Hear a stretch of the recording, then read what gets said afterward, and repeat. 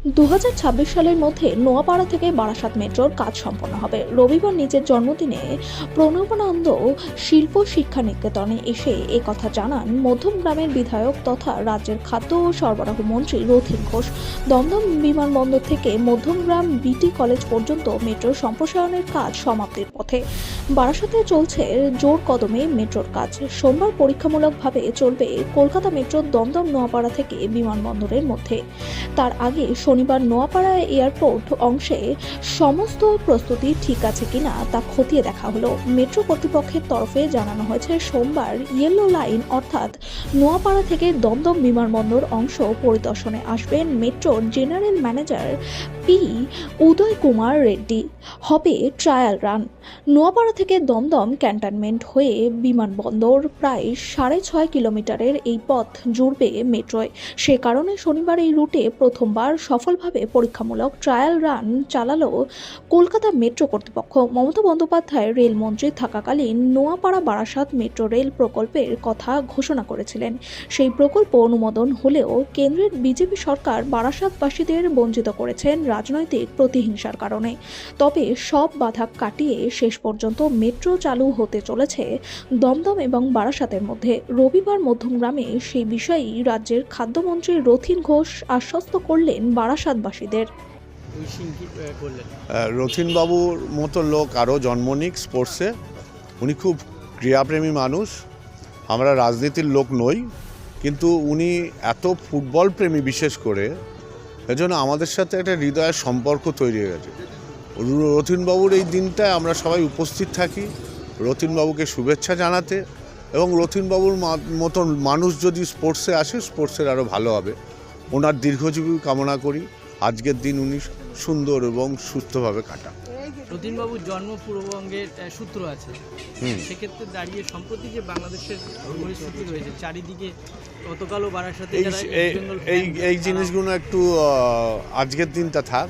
আমরা এটা রাস্তায় নেমেছি, আমরা এটা আমাদের সমর্থকরা আপনারা দেখেছেন, আমাদের হৃদয় কাঁদছে। আশা করি খুব তাড়াতাড়ি মিটে যাবে, ঈশ্বরের কাছে এটাই কামনা করি। ওপার বাংলার মানুষ তাহলে মানে যেটা দুশ্চিন্তায় রয়েছে এপার বাংলার মানুষ, তাদের আত্মীয় স্বজন, আমি তো এটা সুরাহ করতে পারবো না। আমরা আছি ওনাদের পাশে, এই বার্তা আমরা দিয়েছি এবং আগামী দিনেও থাকব।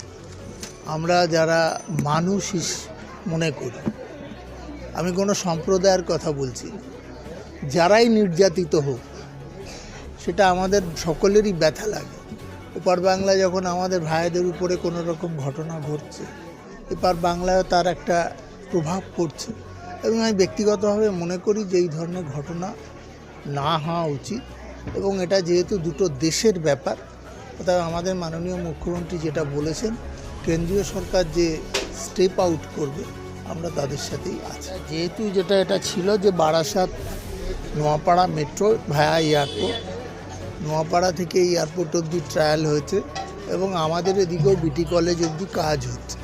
এক্সপেক্টেড যে 26 সালে হয়তো আমাদের এই অবধি হয়তো মেট্রোটা আসবে। এর ফলে আরও বেশি সম্প্রসারণ হলে এলাকার নাগরিকদের সুবিধা হবে, স্বাচ্ছন্দ্য হবে এবং মানুষের উপকার হবে। পুনর্বাসনের একটা সমস্যা না, আমাদের এখানে কোনো পুনর্বাসনের ব্যাপার নেই। বারাসাতের যখন এগোবে তখন আমরা, আমাদের সাংসদ আছেন, আমাদের ওখানকার সংশ্লিষ্ট চেয়ারম্যানরা আছেন, তারা কথাবার্তা বলে সেখানে আমাদের যে সাহায্য লাগবে আমরা করব। জন্মদিনটা তো আমার, মানুষের আমায় ব্যক্তিগতভাবে ভালোবাসে, আর আমি চেষ্টা করি যে এই দিনটা সব মানুষের সাথে একটু মিলে মিশে, যাতে আমাদের মাননীয় মুখ্যমন্ত্রী যেভাবে চলেন, আর যে মানুষের প্রতি যে ভাবনা, ভালোবাসা, সেটা আমিও চেষ্টা করি আমার জন্মদিনের মধ্য দিয়ে। অনেক ক্রীড়াবিদ এসছেন, অনেক সাধারণ লোক এসছেন, আমি প্রণবকন্যার সঙ্গে এসেছিলাম, মামুনির সাথেও দেখা হয়েছে, এবং আমার মনে হয় যে, এবং যাওয়ার সময় আপনারা দেখলেন যে এখানে যে মন্দিরে যে তারা যে অনুষ্ঠান করছেন, সেখানেও আমি যাওয়ার সুযোগ পেলাম। আমার মনে হয় যে সকলে ভালো থাকলে আমি ভালো থাকবো।